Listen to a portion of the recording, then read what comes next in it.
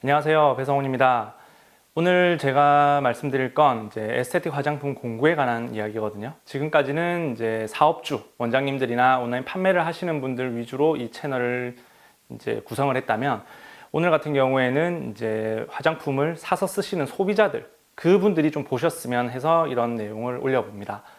제가 오늘 말씀드리고자 하는 거는 화장품을, 그러니까 에스테틱 화장품으로 한정을 짓겠습니다. 에스테틱 화장품을 온라인을 통해서 구매하시는 분들이 지금 상당히 많습니다. SNS라든지 이제 그런 페이스북, 인스타그램, 또 블로그 이런 모든 SNS를 통해서 제품을 구매하시는 분들이 상당히 많은데, 제가 한 가지 우려스러운 부분과 또 원장님들께서 굉장히 우려스러워하는 부분이 있습니다. 그게 과연 뭐냐면, 에스테틱 화장품은 일반 화장품이랑은 조금 다르다는 인식을 가지셔야 되는데, 그런 데 대한 경계가 잘 없으세요. 다들 소비자분들도 그냥 내가 로드샵에서 살 수 있는 그런 제품들, 그런 화장품이라고 생각을 하시고 쓰시는 거에 대해서 굉장히 참 문제가 많습니다. 한 예로 어떤 소비자가 인스타그램을 통해서 제품을 구매를 했습니다. 1차 팩을 구매를 했어요. 그러면 1차 팩도 이제 종류가 되게 많겠죠. 요즘 탈라로 치면은 인기가 있는 올리브팩, 망고팩, 또 산소팩, SOS팩, 그런 다양한 팩들이 있고, 각 에스테틱 브랜드마다 1차 팩이라는 것들이 굉장히 많이 나옵니다. 거기 보면 비타민 계열도 있고요. 이제 브라이트닝이겠죠. 산소 공급도 있고, 노화, 재생, 주름 관리, 탄력, 이런 종류가 굉장히 많습니다. 그런데 어떤 판매자가 1차 팩을 판매를 하면서 이제 고객이 이렇게 질문을 한 거예요. 1차 팩을 브라이트닝을 원해서 브라이트닝을 권해줬는데, 고객이 브라이트닝을 사면서 노화 피부도 같이 관리하고 싶어요. 그래서 노화 팩까지 1차 팩을 2개를 구매를 합니다. 1차 팩을 처음에 비타민을 쓰고 이제 노화까지 걱정이 되니까 또 노화를 연달아서 쓰고 싶은 거예요. 그래서 판매자한테 질문을 합니다. 제가 브라이트닝도 걱정이 되고 노화 관리도 필요해서 이거 쓰고, 이제 이거라는 것은 이제 비타민이겠죠. 브라이트닝을 쓰고 노화를 연달아 써도 됩니까? 라는 질문을 합니다. 그러면 대다수 판매자들이 이렇게 이야기를 해요. 네, 1차 팩 브라이트닝 쓰시고 또 노화도 같이 쓰십시오. 그러면 1차 팩 앞에 거 10분에서 15분, 뒤에 거 10분에서 15분, 총 20분에서 30분 정도 동안 2가지의 1차 팩을 사용하게 됩니다. 이 내용을 들었을 때 원장님들께서 굉장히 많이 좀 놀라세요. 에스테틱 샵에서는 사실 1차 팩을 2번 연달아 쓰는 경우가 극히 드뭅니다. 아예 안 쓰는 건 아니지만 이런 식으로 1차 팩을 2개 연달아서 쓰는 경우가 잘 없어요. 그 이유가 뭐냐면, 모든 1차 팩에는 기본적인 영양소를 가지고 있습니다. 그런데 그런 1차 팩을 2번 연속으로 하고, 또 기초는 기초대로 바르시다 보니까 여기에서 부작용이 생각보다 많이 생기고요. 또 1차 팩을 같이 혼용해서 쓰지 말아야 되는 것들을 같이 혼용해서 쓰다 보니까 거기에 대한 부작용도 생기기도 하고, 또 피부 진단이 잘못되어서 그런 경우도 생깁니다.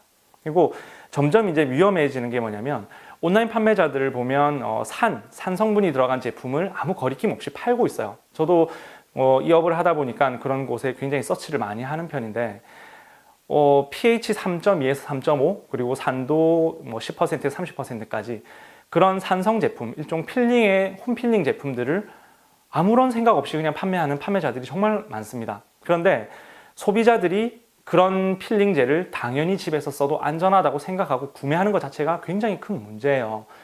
예전에는 그래도 그냥 기초 화장품들만 팔았다면, 지금은 홈필링제들을 생각보다 온라인에서 많이 팔고 있습니다. 이거 굉장히 위험한 행동이고요. 또 원장님들께서도 우려하시는 부분이 그런 부분들입니다. 고객들이 인터넷에서 제품을 사서 쓰고 문제가 되는 경우가 굉장히 많았다, 그렇게 또 말씀을 하시고, 제가 또 온라인 판매를 하는 분들, 전문적으로 화장품을 하는 분들이 아닌 일반적으로 그냥 좀 남들보다 좀 예뻐서, 남들보다 좀 인기가 많아서, 팔로우가 많아서 그런 판매자들이 파는 곳에 댓글을 가끔 한 번씩 남겨보거든요. 그래서 보면 정말 우리가 흔히 말하는 족보에도 없는 관리법, 정말 세상에 존재하지도 않는 그런 관리법과 그런 피부 진단, 그리고 화장품 사용법, 이런 것들이 너무 무분별하게 돌아다니더라는 거죠. 그래서 필링제를 제가 한번 예를 들어 보겠습니다. pH가 3.2에서 3.5고, 또 산도가 10%에서 30% 정도 되는 피를 고객이 집에서 사서 씁니다. 그런데 당연히 필링제를 쓴다는 것 자체는 어떠한 그 관리법도 정확해야 하고, 또 중화를 하는 시간이라든지 방치 시간, 또 사후 관리법, 이런 것들이 정확하게 전달이 되어야 되는데, 그게 전달이 안 되는 게 가장 큰 문제고요. 또 홈필링제를 트러블이 났을 때 그냥 이런 트러블이 났을 때도 홈필링제를 쓰면 좋습니다. 노화 피부에도 쓰면 좋습니다. 모든 피부에 필링제가 좋다고만 광고를 하고 있어요. 근데 고객들이 또 에스테틱 샵이나 피부과 가보면 흔히 필링을 또 잘 받으시기 때문에 내가 구매를 해서 사용해도 크게 문제가 없다고 생각을 하시거든요. 근데 홈필링제를 집에서 사용을 하고 잘못되는 경우가 굉장히 많습니다. 이게 왜 그러냐면 에스테틱 판매를 하는 분들 중에 샵을 운영하고 계신 피부관리실 원장님들, 그분들이 온라인에서 판매하시는 제품을 받을 때는 크게 문제가 안 되는 경우가 많아요. 왜냐하면 정확한 가이드라인을 드리기도 하고 또 사후관리법 이런 데 대한 상담이 정말 잘 이루어지고 있습니다. 그런데 이런 에스테틱 쪽 계열이 아닌 다른 제품을 판매하던 판매자가 이런 산이 들어간 제품들을 판매를 할 때는 그런 정보가 가지 않는다는 거죠. 기본적으로 제품 회사에서 주는 그런 가장 기본 매뉴얼, 방치는 몇 분 하시면 됩니다. 이런 내용들이 그냥 끝이에요. 거기서 가장 문제가 많이 생기고 있거든요. 그리고 홈필링제를 지금 무분별하게 쓰면 안 되는 이유, 제가 지금 즉흥적으로 생각이 나서 한 원장님께 전화를 드려볼 생각이거든요. 전화를 받으실지 모르겠는데 한번 전화를 해보겠습니다. 여보세요? 네, 원장님. 네, 대리님. 혹시 잠깐 통화 가능하십니까? 네네. 제가 지금 유튜브 영상을 하나 찍고 있는데 네. 즉흥적으로 전화를 드렸어요. 원장님, 제가 질문을 드릴 테니까 원장님이 알고 계신 대로 답변만 잠깐 해주실 수 있어요? 1분만 이거 하나만 올려놓고 잠깐만요. 전화 주세요. 네, 네. 네. 네. 일단 저는 그렇습니다. 이게 피부 관리실을 운영하시는 원장님들이 판매를 하는 경우 그런 곳을 잘 찾아서 구매를 하시는 게 굉장히 중요하다고 보거든요. 그런데 지금 고객들마저도 내가 좋아하는 사람, 내가 좀 우러러 보는 사람이라고 할까요? 그렇게 좀 좋아하는 사람들을 맹목적으로 따르다 보니까 그 사람이 좋다고 하는 제품들을 그냥 쓰고 계신 경우가 되게 많아요. 그 사람과 나의 피부는 다르다는 인식 자체를 하셔야 되는데 이 사람이 이 제품이 너무 좋다고 하니까 그냥 사서 쓰시고요. 또 이 사람이 나는 홈필링제를 이렇게 매일 써서 피부가 좋아졌어요 라고 말하면 그걸 그대로 따라가시는 거예요. 여기에 대한 문제가 반드시 있습니다. 네, 원장님 전화가 왔네요. 네, 원장님 목소리가 아까랑 좀 달라지신 것 같은데. 저요? 아니요. 내 목이 너무 쉬어가지고. 진짜요? 네, 물 한 잔 마시고 해야 되는 거 아니가? 저도 지금 목소리가 좀 안 좋아가지고 제가 원장님께 전화를 즉흥적으로 드린 건 제가 이제 그 말씀을 드릴 테니까 한번 들어보시고 진짜 원장님 생각을 그냥 말씀해 주시면 돼요. pH가 3.2에서 3.5 정도 돼요. 그리고 네. 산도가 10%에서 30% 정도가 됩니다. 그런 제품군이 있는 거예요. 그런 이제 필링제를 홈필링으로 누군가가 이제 판매한 거예요. 원장님 고객한테 만약에 판매를 했어요. 그러면 네. 이런 홈필링제를 집에서 사용한다고 했을 때 쓰면 안 되는 시기가 있을까요? 생리주기라든지. 네. 그리고 자외선량을 굉장히 많이 봤다든지 해변가를 많이 거늘었다든지. 네. 그리고 심한 운동을 했다든지. 어쨌든 얼굴이나 상체에 열감이 굉장히 많이 떴을 때는 피하는 게 좋죠. 이런 필링제를 언제 쓰면 제일 효과가 좋을까요? 이렇게 환절기 때나 각질이 많이 쌓였을 때, 그리고 여드름성 피부 네.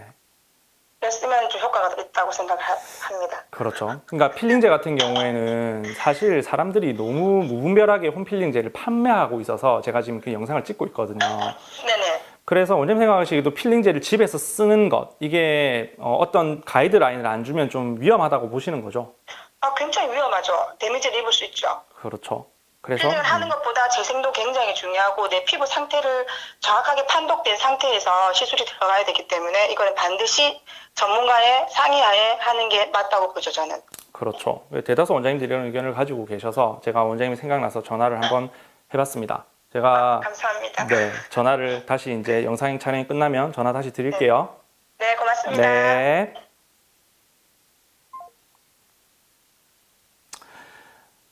지금 원장님과 통화를 한번 해봤습니다. 그런데 제가 지금 무작위로 어떤 원장님께 전화를 드려서 똑같은 질문을 해도 대답은 아마 똑같을 겁니다. 이게 무슨 이야기를 하시는 거냐면 어떤 생리 주기가 다가올 때 그럴 때는 호르몬 수치가 전체적으로 다 떨어지는 상태예요. 그런 상태에서 필링제를 도포를 하면 당장 피부에 어떤 트러블이라든지 아니면 물광이 난다는 이런 부분이 좋을 수는 있어요. 하지만 재생에 굉장히 취약합니다. 그러면 필링은 하는 것보다 하고 나서가 더 중요한데 재생이 올바로 되지 않으면 피부가 더 나빠지거나 예민해지겠죠.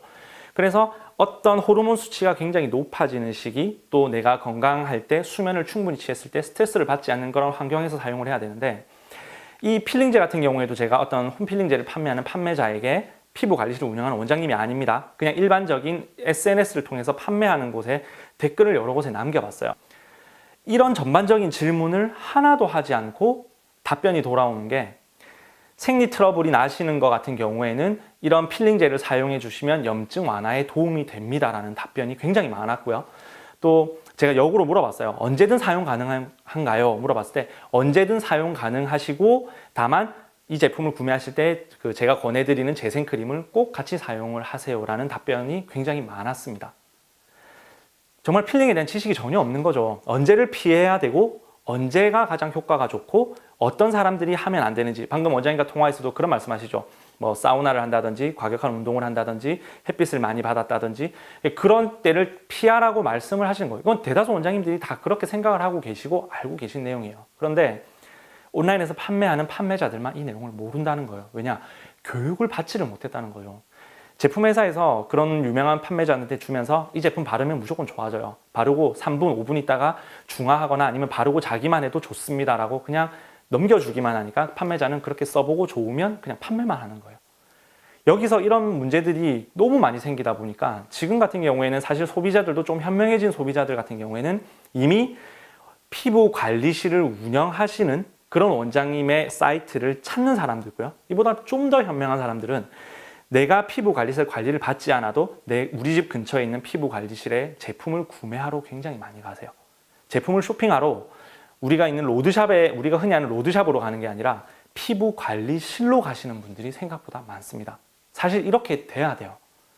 화장품 같은 경우에는 본인이 어떤 성능을 내기 위해서 내 피부에 적합한 제품을 쓰기 위해서는 전문가의 지도를 받으셔야 된다는 거예요.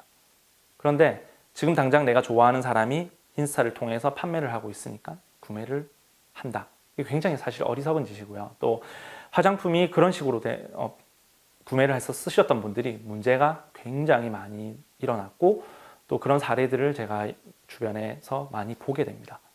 그래서 지금부터라도 에스테틱 화장품을 온라인에서 구매하시는 분들이라면, 내가 피부 관리실을 직장을 다닌다든지 이런 일 때문에 근처에 가서 상담받고 하기 힘들다면 온라인에서도 피부 관리실을 함께 운영하고 있는 원장님의 제품을 찾으세요.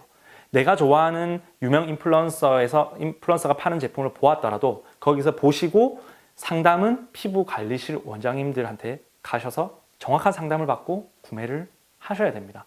그런 습관을 들이지 않으면 지금 당장은 화장품으로 갑작스럽게 큰 문제가 생기지 않을지 몰라도 장기적으로 계속 사용을 하시다가 문제가 터지면 만성화가 되어 있습니다. 이럴 때는 돌이키기가 힘들어요. 그래서 그런 것들 좀 주의를 하시고요.